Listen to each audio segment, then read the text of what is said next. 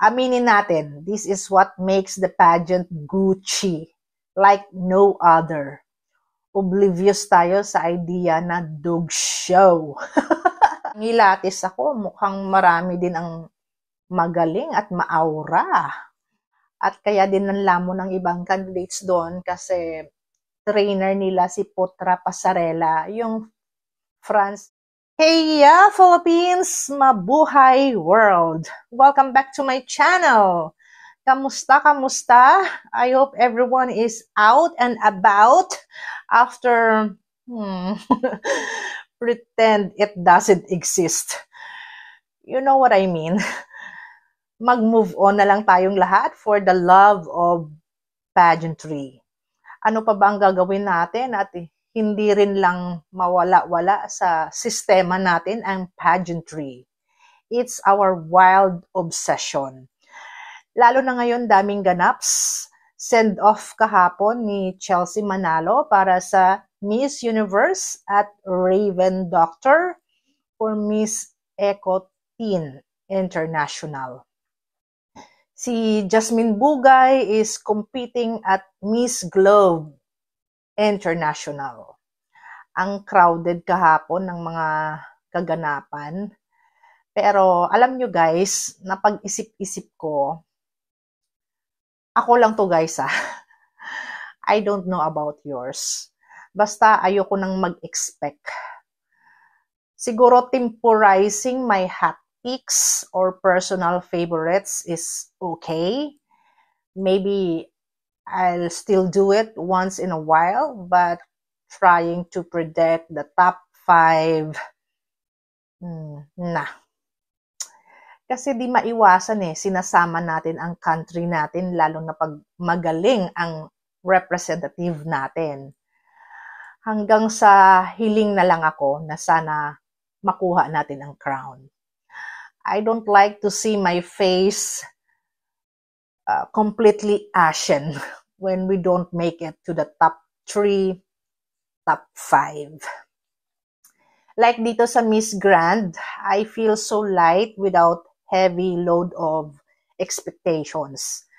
Ngayon ko lang na-realize na mas liberating pala ang feeling pag hindi mo iniisip na masungkit natin ang crown.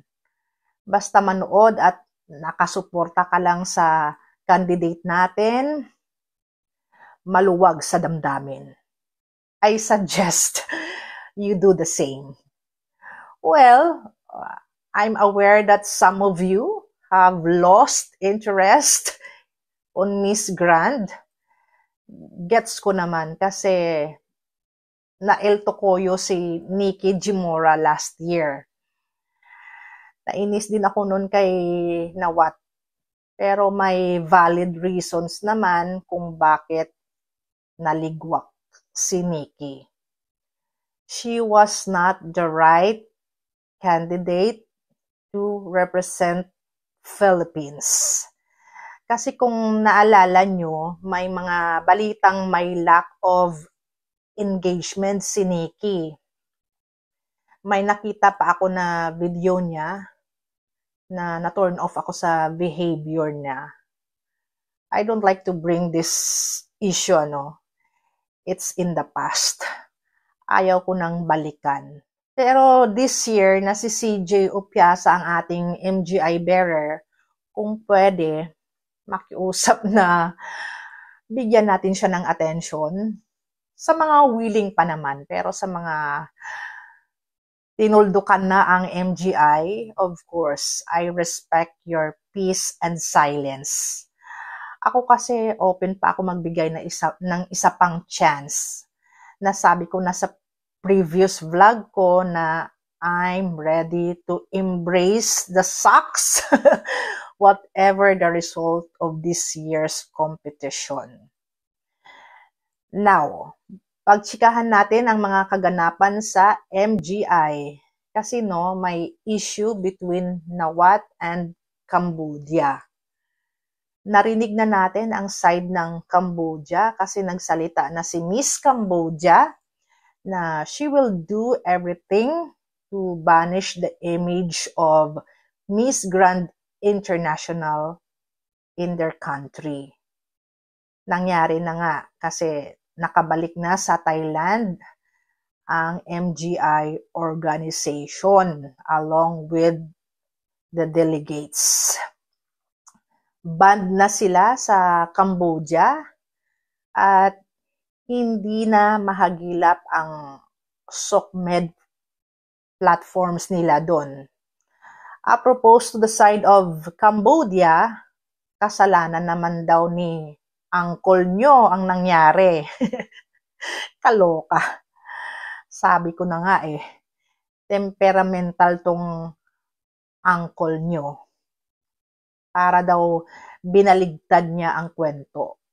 Nagbago ang isip niya at may issue siya, may issue sa kanya ang mga eksena nila doon. Like hindi daw safe ang security nila doon. So frustrated ang Cambodia MGI organization kasi everything was well planned. They've splashed the cash, gumastos na sila, and so on. This is a developing story. As of today, yan lang ang masabi ko kasi hindi pa nagtalak si Nawat online. Written statement lang ang nilabas niya. Makibalita pa tayo muna. By the time siguro na i-upload ko na ang vlog ko na to, baka nakapagsalita na si Nawat. And I will share my sentiments and reaction in my next video. So, ano na ang mga senaryo doon kay CJ Opiasa? Bonhomie ang lola nyo. She's everywhere. Nag-i-enjoy siya sa mga pre-pageant activities nila at laban na laban. At good news, napasama siya sa suite ng Grand Voice Talent Show, Round 1. Without batting an eyelash, game na game si CJ kumanta. Nakakaloka kasi kahit off-key, sintonado boses nila, sige lang. Hindi na ako magtaka kung bakit may ganito sa MGI. Napansin ko kasi mahilig din ang mga Thai sa ganitong paandar.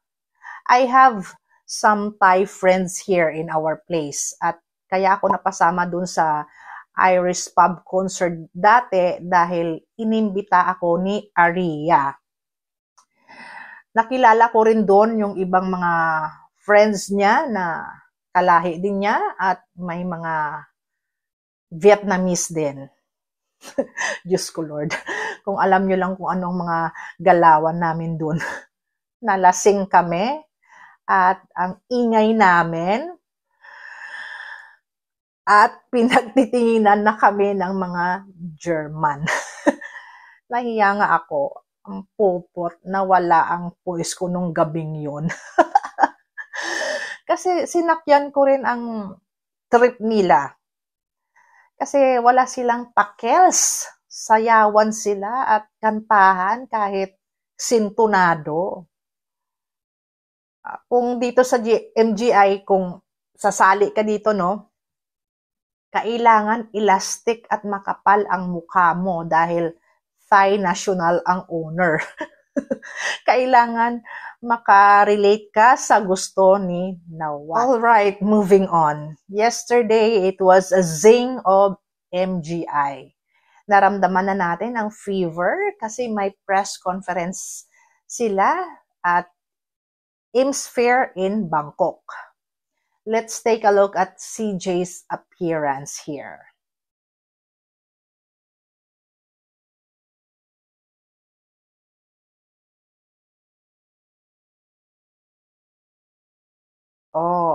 Bonggacious ang lola nyo, no? I have to say, she's a swordspeak in motion. Malditang bakla ang dating. Hindi tayo nagkamali sa pagpadala kay CJ dito. Gata salvahe siya. Nangalmot sa rampahan. Kung sa Ilonggo pa, nagtilindi ng iwis ang mga kaagian kay CJ. Bravo CJ. Wow. Keep it coming. Parang bumalik ang sigabong nung time ni Samantha Bernardo na nabubuang sa excitement ang sangkabaklaan, di ba? Teka, maiba tayo. Touch base muna tayo sa atmosphere ng press conference nila. Kung pinapagutom tayo ni Uncle sa Golden Crown, pinapabusog tayo sa ganda ng stage, production, camera angles, at super HD quality ng show. Aminin natin, this is what makes the pageant Gucci, like no other. Oblivious tayo sa idea na dog show. Hoy, totoo yan ha. Tsaka kahapon, hindi lang si CJ ang nag-stood out dun. Nangilatis ako, mukhang marami din ang magaling at maaura. Nadagdagan na yung personal favorites ko. At ito yung suite of my top 15 standouts.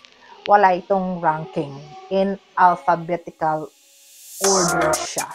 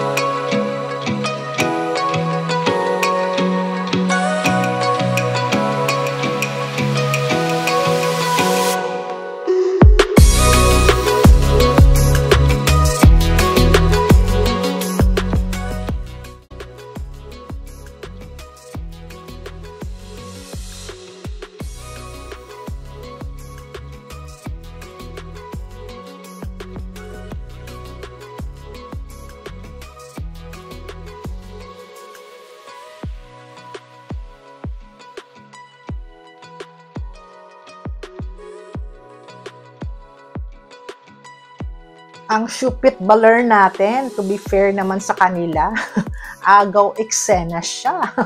May paandar, pero parang ginaya lang din nila yun kay Yana Aduana sa Miss Earth. At kaya din nanlamon ng ibang candidates doon kasi trainer nila si Putra Pasarela, yung France-based Indonesian pasarela coach. Siya din ang trainer ng ibang candidates doon sa pinanggalingan ni Atisa. Actually, naka-follow ako sa IG ni Putra Pasarela at nilagay ko sa favorite dashboard ko ang IG page niya para lagi ko nakikita ang mga reels and videos niya. Magaling siya na trainer, ang linis ng coaching, tips and tricks niya sa pasarela. Try to see it yourself, guys, kasi feeling ko preferred ko ang coaching niya kaysa sa mga trainers natin sa Pinas. Don't get me wrong, observation ko lang naman. Pero syempre, mas magaling tayo. Okay mga guys, hanggang dito na lang muna at marami pa tayong pag-usapan sa next ko na vlog. Thank you for joining me today and have a lovely weekend. Keep safe. Tschüssi, babush!